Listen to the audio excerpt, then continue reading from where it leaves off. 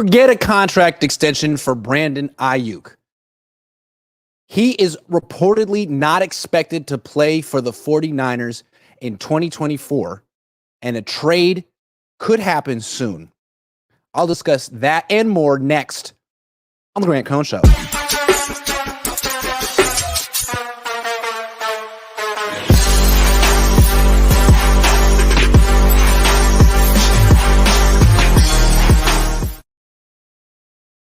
Well, things have gotten really weird in the Brandon Aiyuk saga. A few days ago, it seemed like maybe they were going to come to an agreement on an extension.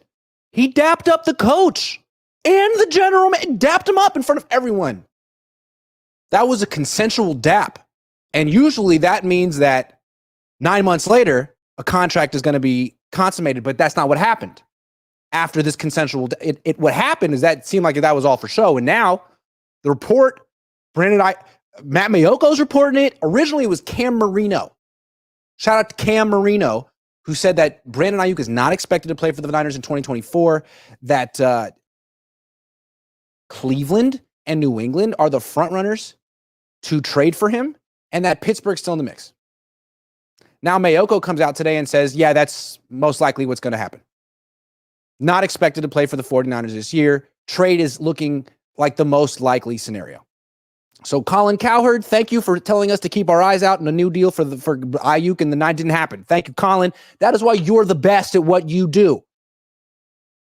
So let's talk about what the Niners potentially could get for Brandon Aiyuk, who again is not expected to play for the Niners this year. This is coming from Cam Marino and now Matt Mayoko as well. Don't take it from me.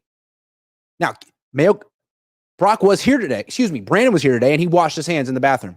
That's a scoop. You want to talk about scoops? So let's talk about the first team, Cleveland. Apparently, Cleveland is willing to offer Brandon Aiyuk more than $30 million a year and willing to offer the Niners something that they want. Matt Mayoko speculates that the offer coming from Cleveland would be Amari Cooper and picks. I suggested this trade in June. So I would like to chalk this up as a big win for quality control. Like this would be a smart trade for the 49ers. You don't want to pay Brandon Aiyuk big money long-term. You're okay with having him one more year and then tagging him and trading him next year. So if you only got 1 year left with him, how about do 1 year with Amari Cooper, who's at least as good as Brandon Aiyuk? He's faster than Brandon Aiyuk. He might be better than Brandon Aiyuk. I think this is an interesting trade, but it hasn't happened yet. Why? Seems like the Niners are okay with it. Cleveland's okay with it, but they have to get Aiyuk to agree to an extension with Cleveland. And I'm guessing he doesn't want, what does Aiyuk want? He doesn't want to play for Cleveland. It's like, you want to be paid $30+ million a year. Okay, Cleveland will do that. You don't want to play there though. So you want to play for Pittsburgh or Washington. That's what you want. Who do you think you are? You can't pick your team. You requested a trade. You're going to get traded to Cleveland. And they're not even bad. They have a quarterback who makes money. Little controversial, but they got a quarterback. They went to what? They went to the playoffs last year? Joe Flacco? Did I hallucinate that? Not the worst team. They beat the Niners with PJ Walker. So, I don't know. This kind of feels like Aiyuk all offseason crying, whining, I want out, I want more money. And Niners like, fine, we found it, here. And then Cleveland's calling Aiyuk like, all right, we love you. Can we sign an extension? And Aiyuk's like, not answering that phone call. So what's the alternative, Brandon? Stay on the Niners and play on the 5th-year option for $14 million? You'd rather do that than go get the extension you want in Cleveland. Is it fair to say that Brandon doesn't know what he wants? Why are you at the facility? Why are you using the restroom and all that stuff? Like, do you want to be here or not? Now, all of a sudden, you're cool staying here, taking what the Niners have offered you, being on the 5th-year option. This is a good trade for the Niners. It's a good trade for Cleveland. Brandon, what are you waiting for, man? Do you want to play football this year? For Cleveland, for the Niners, anywhere? Make up your mind. The ball is in your court now. You requested the trade. They found the trade. They found the money for you. It's not in the city you want. It's not with the quarterback. What do you? So what? You really think Adam Peters and Washington is going to give the Niners what they want? Absolutely not. Not going to happen. I'm starting to look at Brandon kind of funny, man. Like, go to Cleveland. Go to Cleveland. This is exactly what you wanted. Quarterback who can make all the throws, contract that reflects how good you are, and, you know, a warm city in a tourist capital. That's what you wanted, so you got it. I just don't understand why he's not on that team right now. Jat says the Padres cannot beat the Rockies. It's not coming to the 6-1-9. I'm tired of this Aiyuk situation. Sorry, Jat. Tommy Huxley. In big games, Cooper disappears like a fart in the wind. What about Aiyuk? El Jefe says, what's up with Trent Williams? Still not here. And I'm thinking that extension, let's talk about Trent Williams for a second, then we'll get back to Aiyuk. So you saw what happened to Tyreek Hill. He got a renegotiated contract. He got the extension a couple of years ago from Miami, and it made him the highest paid wide receiver in the league. And he was technically getting $30 million a year, but everyone's like, it's not really $30 million a year because a lot of that is tacked on at the end, and it's like he's never going to get it. Well, now he's going to get it. All that's guaranteed now. Most of it's guaranteed now. And I would think that's what Trent Williams wants. Like, yeah, you gave me this extension a few years ago, and it technically pays me this much annually, but I don't have any security left. I don't have any guaranteed money left. I need you to rework this the way you did for McCaffrey, the way the Dolphins did for Tyreek Hill. I'm a better player than both of them. Give me some security. I would think that's exactly what Trent Williams is doing. And I don't know, maybe once the Niners actually trade Brandon Aiyuk, they can give him that. They can give Williams what he needs. I mean, it may not be the smart thing to do. It's not like you really want to tie yourself down to a 36-year-old left tackle long term, but you have no options. So good to get him on the field, back on the team this year if you want to win the Super Bowl. So that's probably where that's at. Trade Aiyuk to a team and then handle Trent Williams after that. Jay Garza says BP threw 9 INTs 9 times. Bueller? Voodoo economics? Yeah, that's right. Okay, let's talk. Another team that could trade for Brandon Aiyuk, the New England Patriots. Now, Cleveland is a good team with a good defense and a young quarterback who's dynamic, hasn't played well in a few years, but they got Nick Chubb. They got players there. New England might be the worst team in football. Quarterback is Jacoby Brissett or Drake May. I mean, you'd be hard-pressed to name 5 players on the entire roster. They suck. In addition, they're in Foxborough, which you probably haven't been to Foxborough. You're thinking, oh, yeah, that's like a suburb of Boston, right? Not really.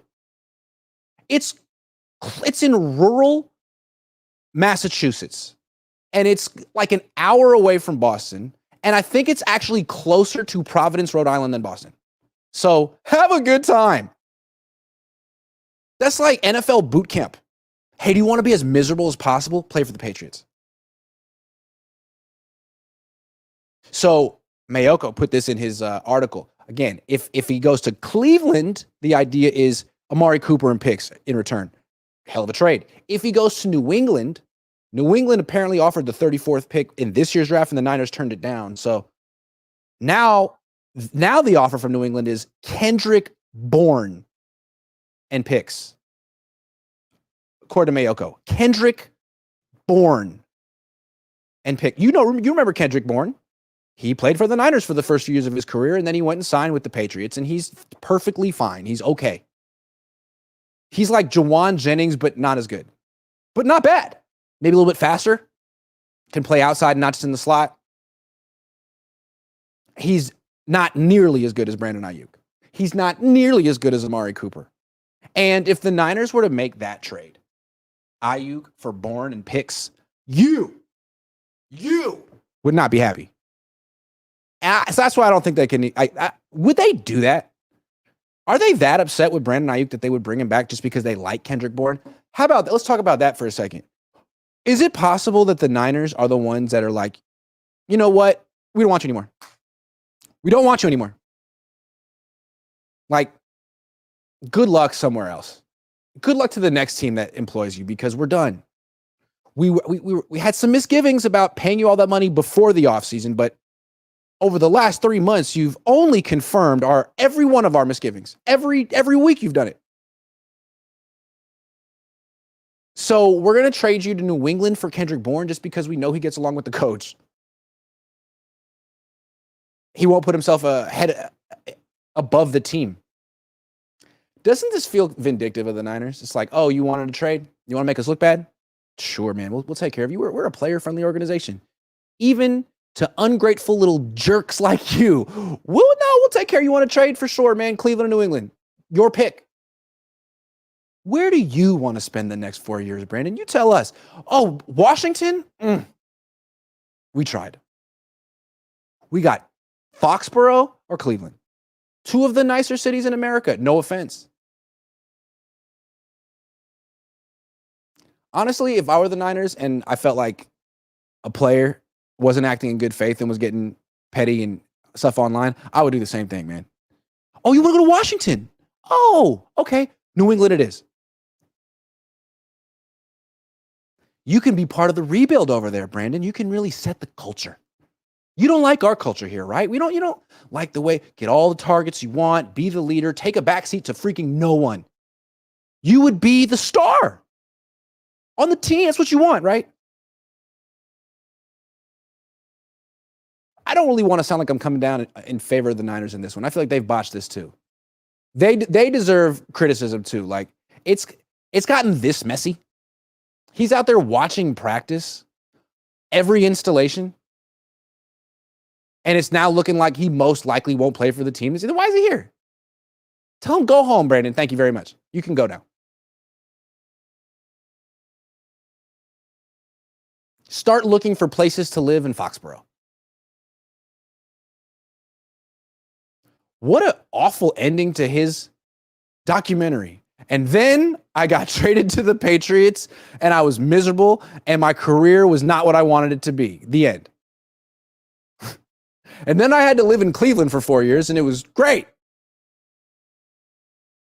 Do you think he did that thing with DAP, with the coach and the GM the other day because he needs footage for his documentary?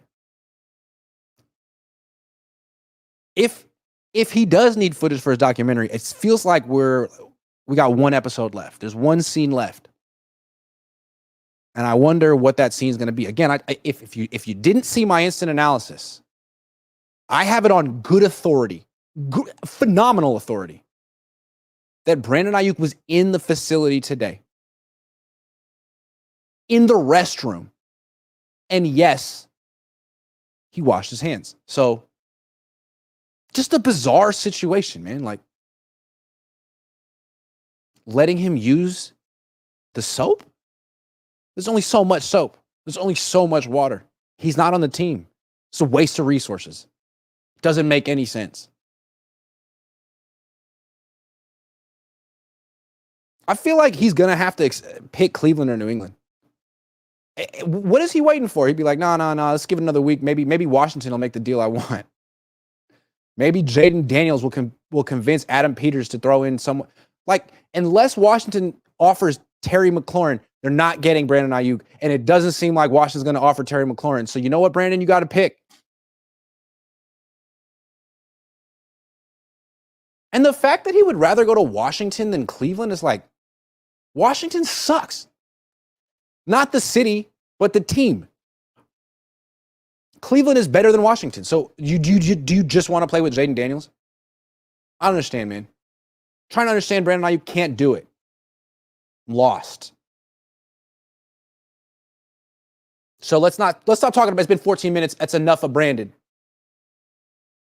Jody Morris says, hey, Grant, in your expert opinion, oh, it is expert. Thank you. Based on what you have seen so far, are the Niners better or worse without BA? Net gain or net loss?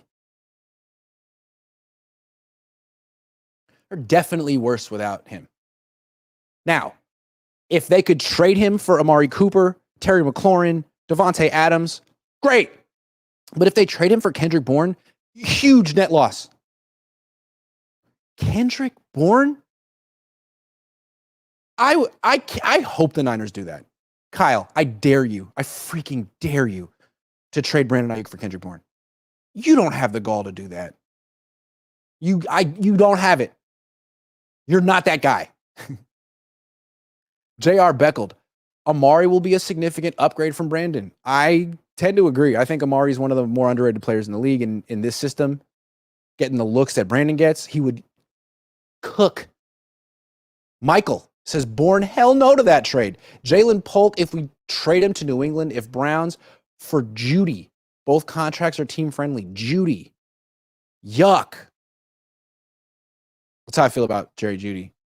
Senior Elver Galarraga says, Grant, did Javon Kinlaw ever apologize after he beret season for speaking the truth but had another terrible injury-plagued season? No.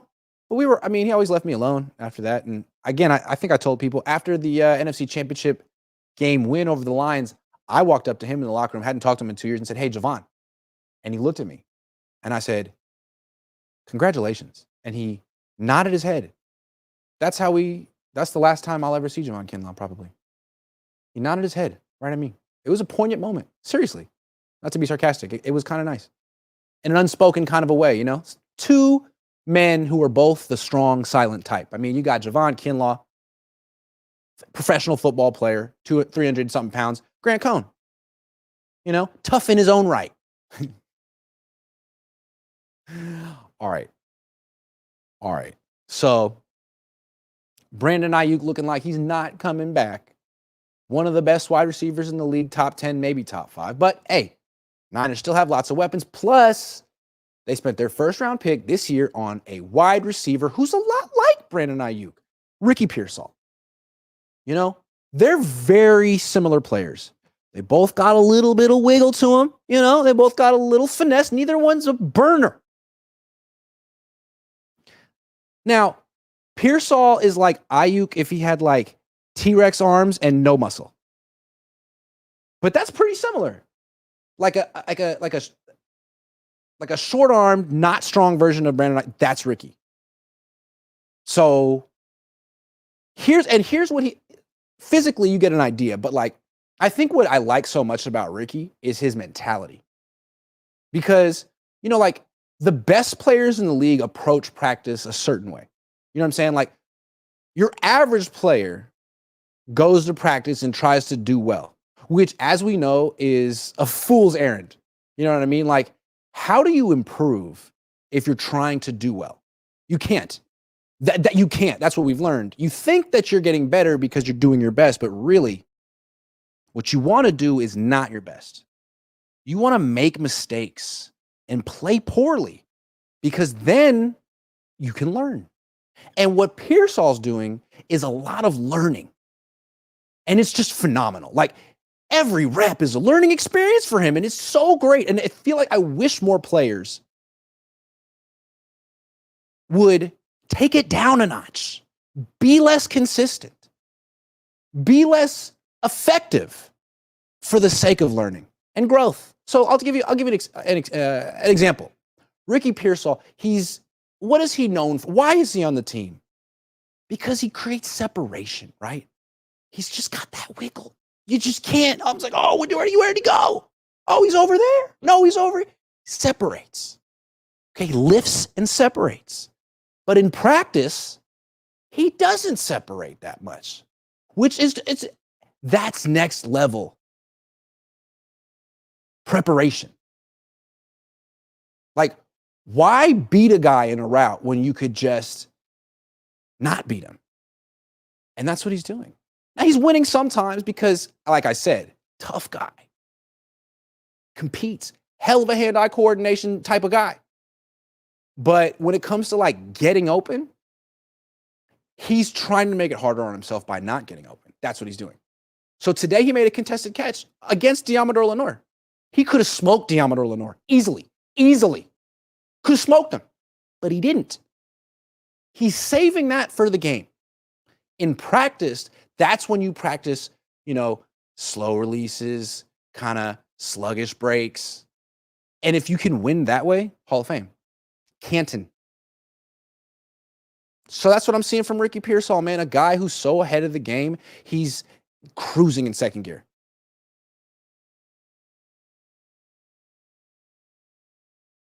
He's the Brock Purdy of wide receivers. You know, Brock Purdy throws picks on purpose just to get better. Ricky Pearsall lets DBs hang all over him on purpose so everyone can get better. Ricky gets better and Lenore gets better. More confident. Everyone feels better after it. That's what he's here. He's the confidence booster. No, really, with Pearsall, like, he doesn't show, like, no one's scared of his speed. No one seems scared of him. Why isn't he creating a lot of separation? To stop with the snark for a second. He's not strong. I feel like we saw this with Dante Pettis. He is a little like Dante Pettis. He's tougher, and I think he probably has better hand-eye coordination, but with Pettis was a good route runner. Pettis had his kind of speed and agility, change under, hit all of it, but he had no strength. And so any DB could get his hands on Pettis early in the route and then just hang on him the entire way. And Pettis, like, it's not enough to just have a shoulder fake. You have to actually have some strength to be able to push a guy off. They're not going to call holding every single play against you, Ricky, Dante. Like, maybe if you're Aiyuk, you'll get that call, but you're not. You're going to go against starting corners with a lot more clout than you, and you're not going to get those calls. So the way Aiyuk gets open is he has a combination of agility and strength. It's not just his footwork. It's also the fact that he's freaking jacked. Have you seen him? Have you seen his upper body? Jacked. Pearsall, not jacked. So he's going to be looking for calls. He's not going to get them unless he's a Pro Bowl wide receiver. That's what I'm seeing from Ricky. He's supposed to be a guy who creates separation, but he's not creating separation. So is he an outside receiver? Is he Aiyuk, or is he more like a slot guy who can, make contested 10-yard catches? That's what he's been doing in camp. It's contested 10-yard catches. Can he run a post route? Can he run a post corner? Can he run a fade? Like, those are things you'd see from Aiyuk. I haven't seen that from Pearsall yet. He can run a nice little slant against off coverage. But once that corner gets his hands on him, it's like, it's the lack of separation is what you see. The lack thereof separation. Okay. Hopefully I wasn't too snarky about Ricky Pearsall. It's just, I think he's probably doing it on purpose because that's what I heard good players do. All right, let's talk sleeper picks, man.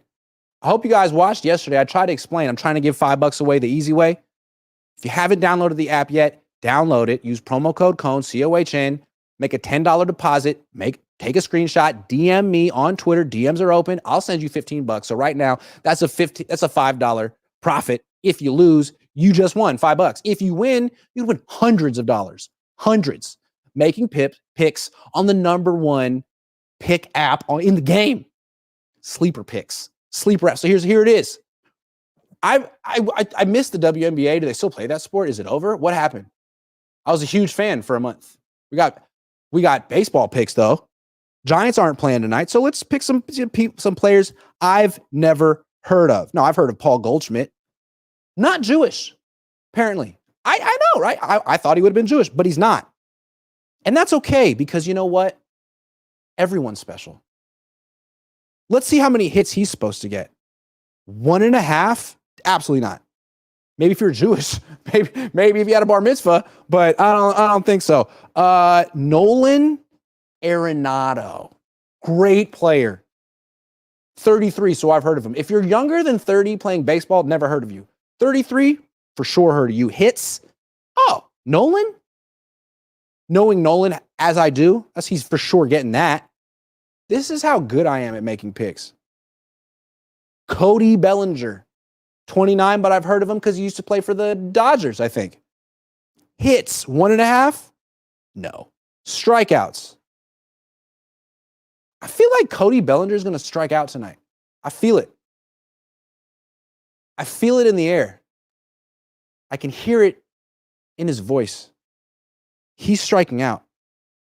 And then one more. Someone I've heard of. Nope. How about this guy? Nootbaar.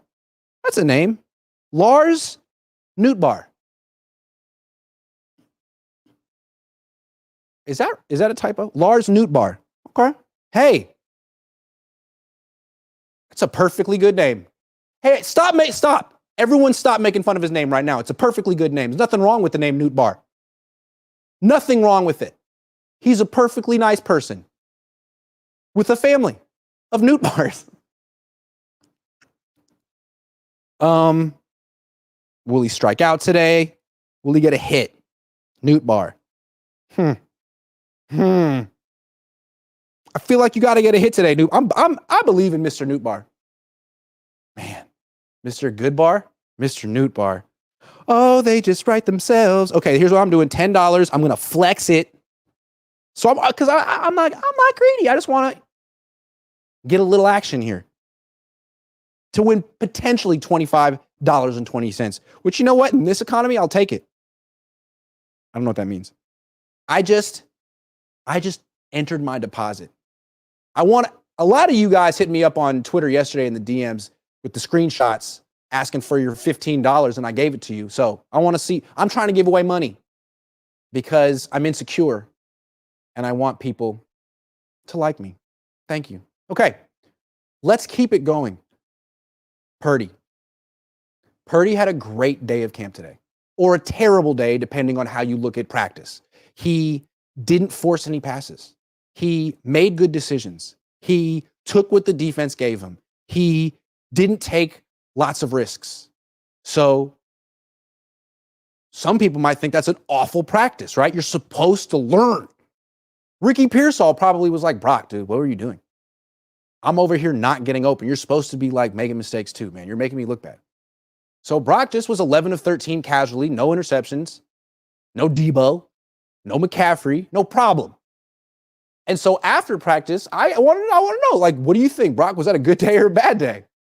No, what I asked him was, when you throw interceptions in camp and you go and watch the interceptions on film, what is your process of assessing yourself? Like, are you looking at it and being like, yeah, that was a baller throw. Now, I won't make that throw in a game, but in practice, I love that throw because I blah, blah, blah. He's like, no, I mean, it pisses me off. I don't want to throw picks. But when I watch the film, I try to assess, why did the interception happen? Was it because I made a bad decision, or was it that I tried to give a guy a chance to make a 50-50 catch? Or that's the right answer.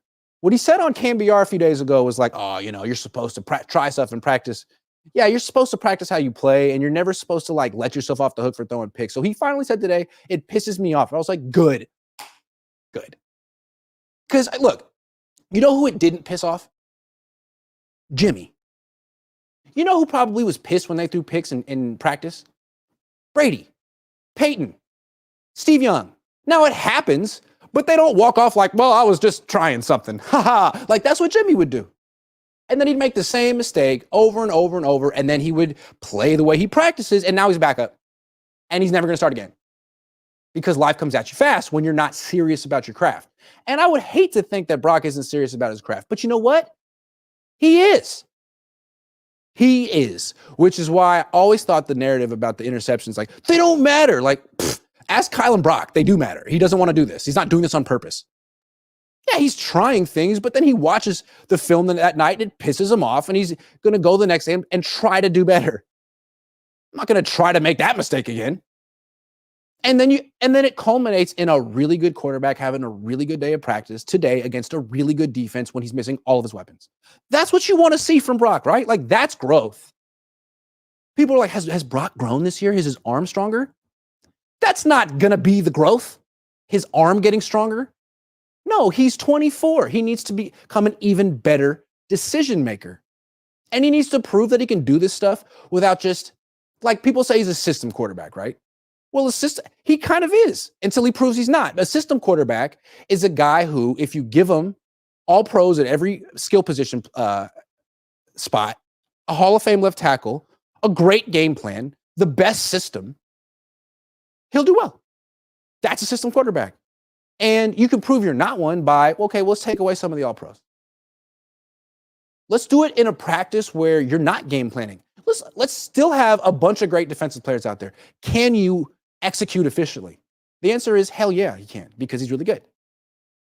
He's the real deal. Kyle said it first. I didn't believe it. He is the real deal. Is he worth $60 million a year? I don't know. I don't know about that. I wouldn't say that. But days like today, in like an unironic, non-sarcastic way, make me feel like this guy is really good. Like, he has bad days in camp.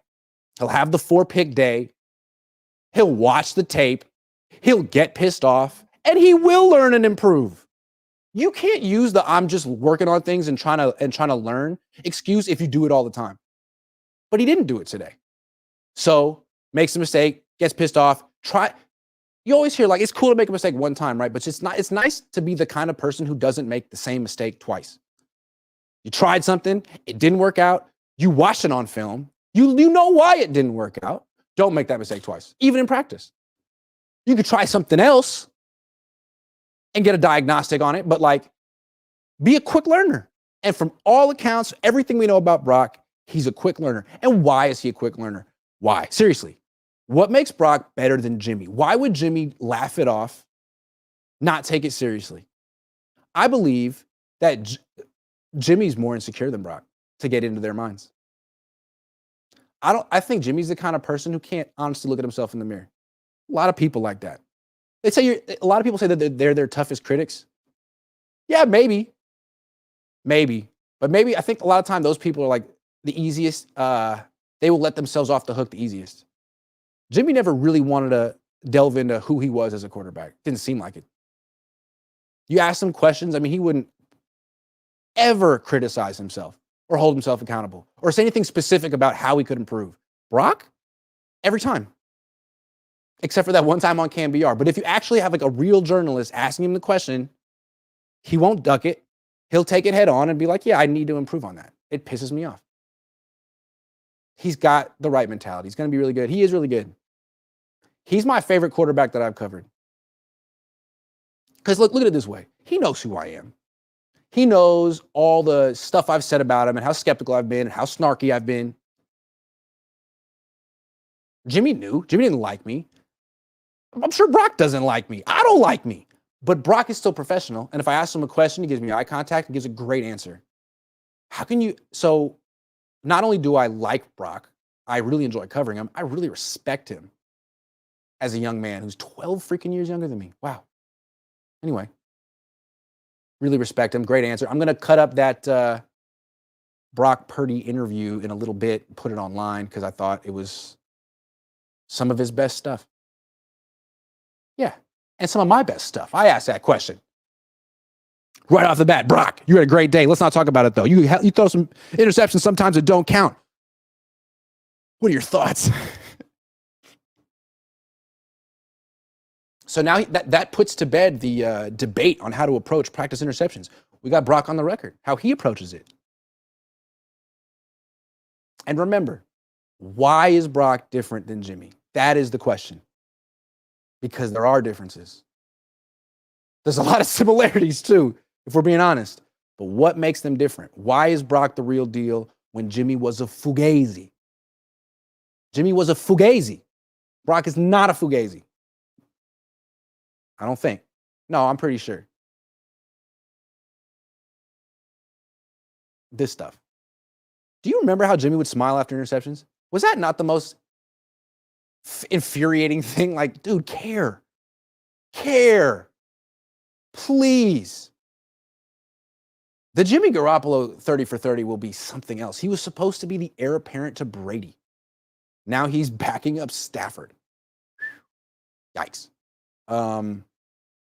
Large Churro says, who's your favorite Bay Area rapper? I really like Ezale from Oakland. He puts out like 3 songs a year. I'm really liking La Russell right now. Came out with that EP with Pilo, produced by Pilo. That's like great all the way through. I like Pilo. I like Seiji Oda. You'll know about him. All the Asian rappers are my favorite. I'm a big fan of Asian rappers from the Bay for sure. The Bay has the best Asian rappers, by the way. We have a lot of things. Asian rappers, good ones, high on the list. But also, like La Russell is a lot. I like him a lot from Vallejo. Brother Bob, Ig, can we trade Kyle Levy back to Cleveland instead? They got the coach of the year over there. I think they're good. Brother Bob says, LOL, do the haha again, Fernando. Wait, INTs equal no good? I don't know. Brock said he didn't like doing the INTs. Can I say one more thing about Brock? And then I'm done. He got some weird questions today about his endorsements. Got some weird questions today, man. And so he could have just not answered, but he started talking about like his endorsements, and he was like, I really want to pick. I really like to pick sponsors that align with my values. And I wanted to ask, but then I didn't want to ask a question about his sponsors. But my follow-up would have been like, okay, like how does Cohn align with your values? Like what?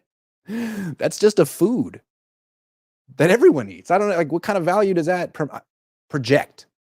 I'm pro Cohn. I'm anti Cohn. Hey, Cohn wants you to be the face of their product. Cohn?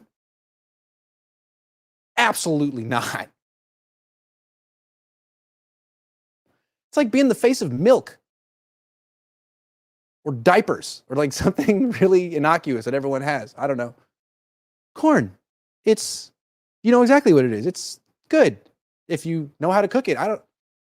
Cohn, it's everywhere. I don't know. It just seems like he could never have like a cool sponsorship like Nike or something like that. It would have to be JCPenney, Kohl's, Kmart.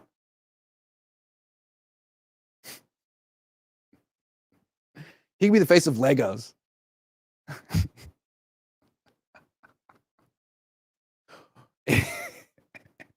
We need to figure out like more really. I think a good bit for Brock Purdy was he eventually hosts Saturday Night Live is just like between every sketch, they do another commercial where he's promoting something really lame. Like the lamest, I would do that. That would be funny. Brock, go. And what's going to be nice about Brock hosting Saturday Night Live is that George was going to wish he could do it first, but they're never going to invite George on the show because he's not funny. Sorry, George. You're a lot of things, but you're just not funny. And you want to be. I'm sure George definitely thinks he's hosting Saturday Night Live one day, but he's not. Brock is. What is he going to be? I want some suggestions in the chat. Arby's. No, that has too much personality. It's not bland enough. No, not a brand, like just something just, he's the face of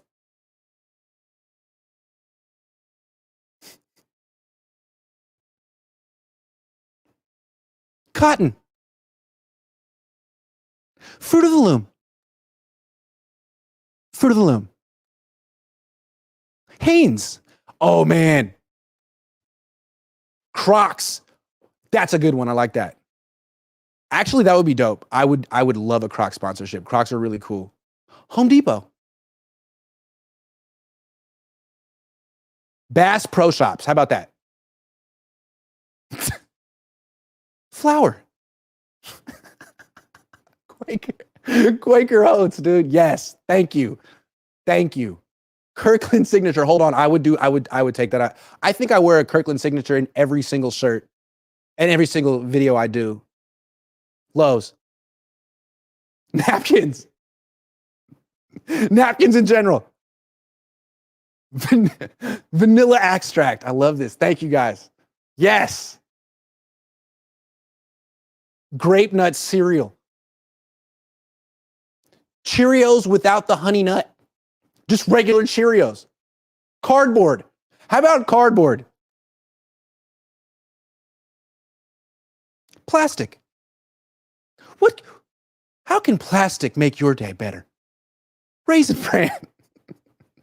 Not alcoholic beer. Potatoes. Potatoes in general. Are you Irish?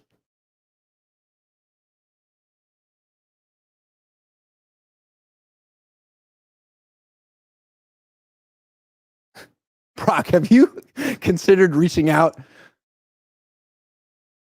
to how do like I figured more than one company sells corn, right? How do all the corn companies come together and say, Brock, you're the face of us? We all agreed. All 800 of us were like, you know what? Brock's the one.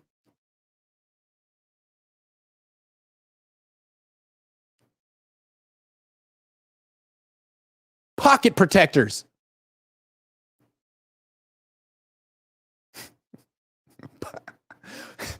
All right, I'm done. I'm not that funny.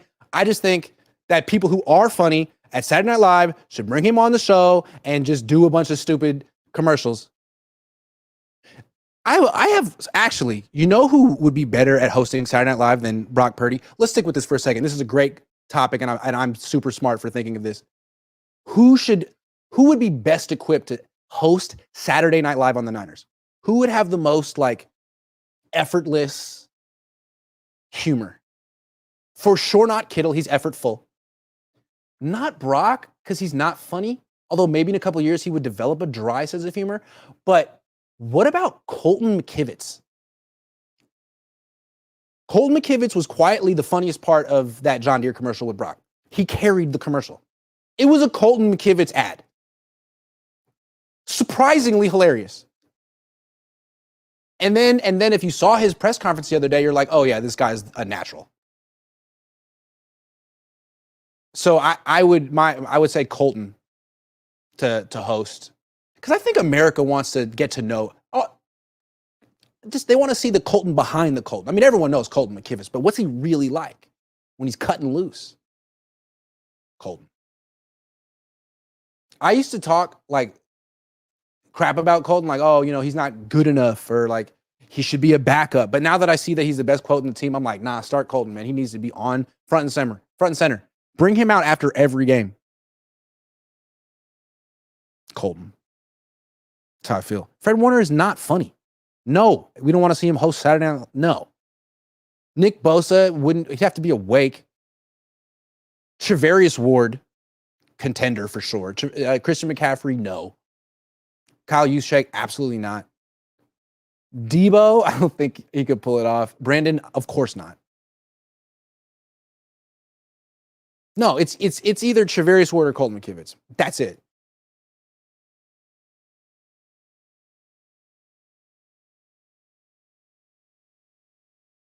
Yeah.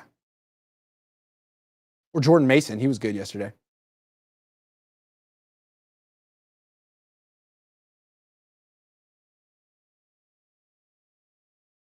George Kittle. I want to see Colton McKivitz and George Kittle in a WWE event, because my money's on Colton. I don't care if it's scripted. Colton's finding a way to win that match. That's what I know. I'm a big Colton McKivitz fan. I change my opinions on players drastically just based on their personality. Like, oh, you're cool? You're good then. I got your back. You're a good quote. You're engaging. You don't hate me for all the stuff I've said. Get in your jersey.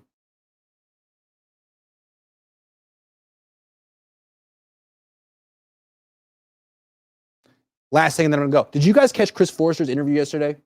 He was talking about how he hates perfectionists on the offensive line. This was so interesting. He was like, yeah, I can't stand perfectionists. Because all I hear when I hear perfectionist is, oh, he's going to go in the tank when he makes one mistake. So if I hear a guy coming out of the draft calls himself a perfectionist, I almost want to take him off the board immediately. He said that, it was like almost word for word. And I'm thinking, who is he talking about? Did anyone else think that? I mean, I know who I think he was talking about, but I'm watching the chat. Did anyone this pop in your head? I know you guys are about 30 seconds behind me, so I'm going to give you a second. Perfectionist, randomly brought it up. Can't stand coaching them. Make one mistake, they go in the tank. Never want another one. Who is he talking about? Who gave him this awful experience? He said, I don't want to name any names. Haven't seen you guys name them yet. Come on, you guys don't know? Thank you. Ashley McGlinchey. Clearly McGlinchey. Perfectionist. One bad play, all of a sudden, he falls apart. You know what? I got to say, I always was hard on McGlinchey for that stuff. But now that I play golf, I want to take it all back, Mike. I'm just like you. I'm just like you, man. I'll know who I think I am on the golf course because I'm not good.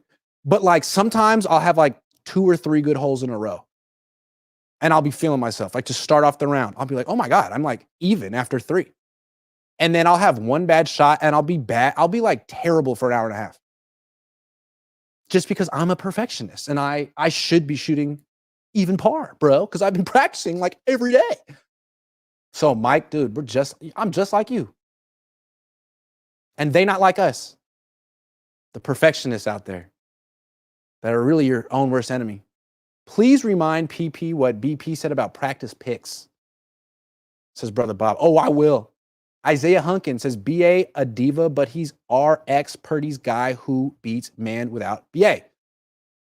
I agree, man. It ain't going to be Ricky. Honestly, it's Juwan Jennings. That guy is so good. I feel like, can we just talk about Juwan before I leave? He is so good. I didn't really begin to appreciate his game until like the playoffs. He was so clutch, and then he was terrific in the Super Bowl. And I think he's carried it over to this offseason. He's never really been a big practice player, but you can see it. He's in phenomenal shape. He never gets hurt. He is a really good route runner. Again, the one-on-one drills, like a variety of routes, double moves. He's not fast, but like neither is Keenan Allen, right? Like Keenan Allen has been really regarded as a top 100 player in the NFL for like 10 years. He runs a 4.7. So Jennings runs a 4.7. So what? I think he's got to be one of the more underrated players in the team. People be like, well, he's a good number 3. Like, no, he's a great number 3. I think he'd be a solid number 2. I guess we'll find out if they trade BA because it ain't going to be Ricky as the number 2. Ronnie Bell. I want to talk about Ronnie Bell for a second. Ronnie Bell is damn good. I think Ronnie Bell, he's got a year on Ricky, but I think he's better than Ricky right now. I think he's stronger than Ricky. I think he's at least as fast as Ricky. I think he's tougher than Ricky. I think he's better than Ricky. Ronnie Bell. That's all I really had to say about that. But I think hell of a player. Is he Brandon Aiyuk? No. Here's the thing. If you're trading Brandon Aiyuk, you got to get back Amari Cooper or someone like that because Brandon really is that good.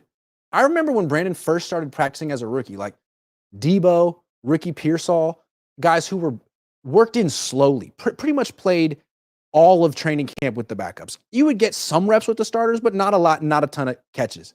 Aiyuk was playing with the starters from day one in camp and winning. Now, this was like 2020 when the corners were like, what, Emmanuel Mosley and Jason Verrett. Jason Verrett was pretty freaking good. But he was producing and winning immediately as a rookie in camp with the starters, against the starters. That's Brandon. So the Niners can say, like, he's not quite or this or that, but Pearsall ain't that. Neither is Ronnie Bell. Brother Bob says, can you do a post-game show from this location with me?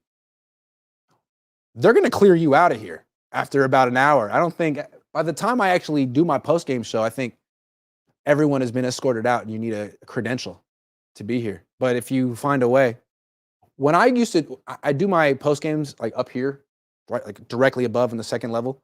Last year, by the end of the season last year, there were people waiting for me. I figured this is where you do it. I was like, hey, man. Security. Beto Sosa, $2. Thank you. Smacker44 says we need to extend Lenore now. He is a star. Yeah. I don't know. He's really good. He is good. He's just a little bit smaller, and sometimes he kind of just gets mossed, you know? Like, he never gets whooped. He never gives up separation. He's always right there in great, like he always has great coverage. It's just that he's 5'10". So even when his coverage is great, sometimes he's going to get beat, which is why you want your corners to be 6 feet and 6'1", ideally. But for a 5'10" corner, he's as good as it gets, or top tier, one of the best. All right. I think that's enough. We got a lot of people watching, 5,700. Holy damn. Thank you very much, everyone, for being here. Please like the stream, subscribe to the channel, download the Sleeper app, DM me so I can send you money. All of that stuff. Because this is the only channel that just gives you money. The only channel that I know of that just is like, oh, here's money. Here's money from my pocket. And it's only out of kindness of my, so my only reason for doing it too, just generosity and kindness. I don't have any type of ulterior motive at all. Just that kind of guy. Yeah. So thanks for watching. Do you think Aiyuk's going to be on this team this time tomorrow, or is this going to keep dragging out? I think Aiyuk just likes the attention. He's like, all right, man, I'll go to Cleveland, but I want to watch practice for a couple more weeks. No, I don't know what's going on.